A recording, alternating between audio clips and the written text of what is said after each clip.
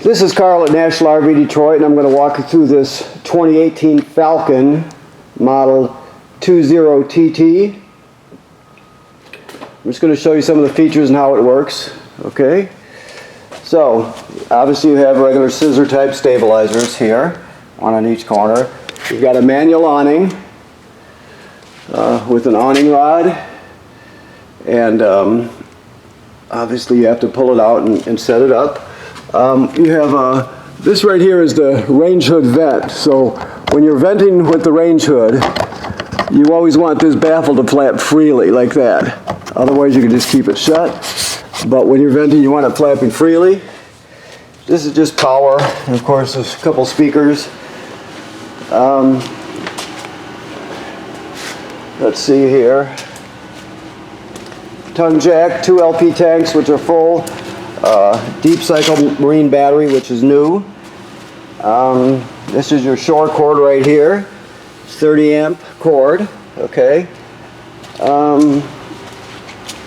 This is the service panel for your refrigerator. You don't really have to go in here unless you're servicing it.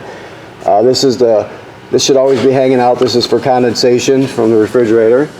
This is a coax through for campground cable, that sort of thing. This is where your shore cord, your power cable hooks up to. This is a outside shower to spray things off. These are your water hookups here. This is the most common way to get water to the trailer here. This is the city water connection, right? If you're camping someplace where there's not city water, you can fill or pre-fill your fresh water tank right here, and then use the onboard pump to pump the water. I'll show you the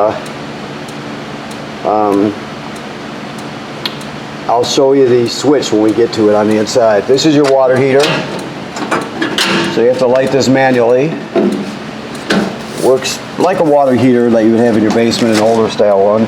Basically, it's off right now. To light it, you're going to let me get my hand free here.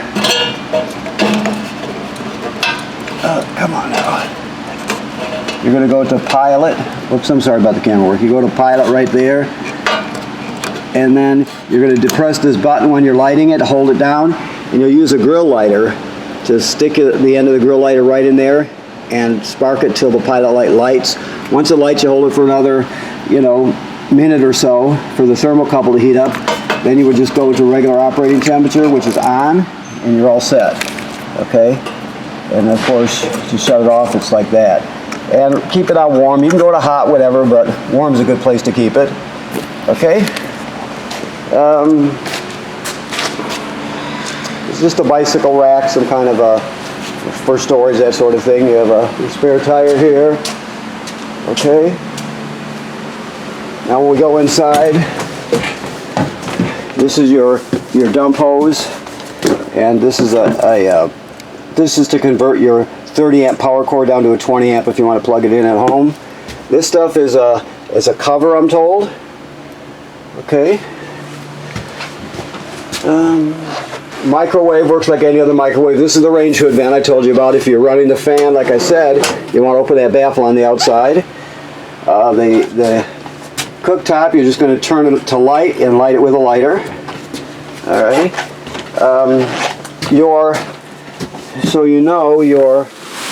I'll just give you a peek here, if I can do it without moving anything. Yeah, maybe you can see it.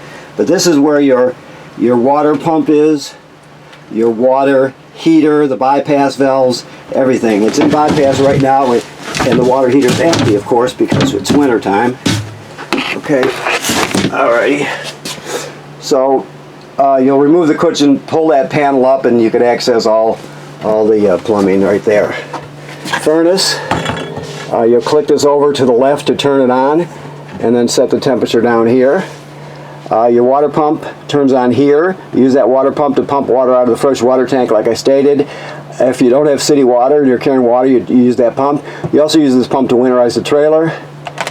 Batteries charged, gray tank, so on and so forth. It graduates up in 1/3 increments. Once it gets past 2/3, you're going to have to start thinking about dumping the gray in the black tank.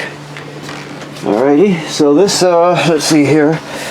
Let me get down here. this is the kill switch for your battery right here. So out is on. So if you want to kill the battery, you just push this switch in. Okay. This is your power converter right here. This converts AC to DC power. You can see you got regular 110 AC circuit breakers on this side and they're labeled. Then the power is converted to 12 volt DC on this side. You got 12 volt fuses and they're labeled. This is also a battery tender, so when you're plugged into shore power, it'll always be charging your battery in the front on the tongue there. So it also tends your battery. You can drop this tabletop down and turn this into an extra bed if you need to. Okay. Alrighty.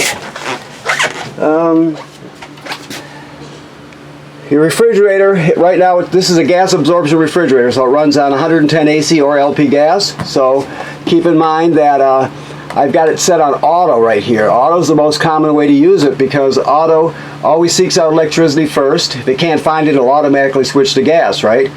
Also, let's say in the middle of the night or someday or in the middle of the day when you're gone exploring, whatever, if you have a power failure at the campground, it'll sense that and automatically switch over to gas. So auto is generally the way to keep it. This is your carbon monoxide, or your LP gas detector anyway. This one's a CO2 detector here. LP CO2, that's your furnace right there. And you should have this, I haven't, that's your smoke detector, of course. Now when it comes to the toilet, the sink and shower, or the shower works like any other shower. The toilet has a flush pedal right here. The black tank is directly below, right? So you can't use it dry. Dry meaning have an empty black tank. So what you do is you'll dump after you get hooked up at the campsite with your power and your water, you'll put a dose of chemical right in the bowl, and then you'll put you'll stand on the pedal and hold it down till at least a gallon of water goes into the black tank below along with the chemical. Then it's ready to be used. If you use it dry with no chemical or water, the smell will be terrible, I mean super terrible, and it can get clogged up. So you always want to have chemical and water in there, alright? You have a vent fan and a skylight. Okay. Let's see what else we have. I think we pretty much covered it. Let me look around a bit. Obviously your air conditioner has controls on it. This side is thermostat and this side is your fan and cooling. Okay, so that about does it. Let me look around, make sure. I think we got it all. So I want to thank you for purchasing your trailer here at National RV Detroit, and remember to always inspect your seals. Go up there and inspect the roof. Make sure there's no cracking or separation or damage to any of the roof attachments or the roofing material by, let's say, low branches, something like that. Always do that, you know, every once or twice a summer just to keep ahead of things. This trailer is really dry, and that's why it was inspected and maintained. Right now this is winterized, so basically all the water's been purged from the system and replaced with antifreeze. The water heater itself is bypassed and the water heater tank is empty. So in the springtime you're going to reverse the bypass valves, obviously put the drain plug in there. Always make sure you fill the water heater tank before you turn it on either, okay? Because you don't want to damage it. So always make sure you have water in the tank before you run the water heater, okay? All right, thank you very much.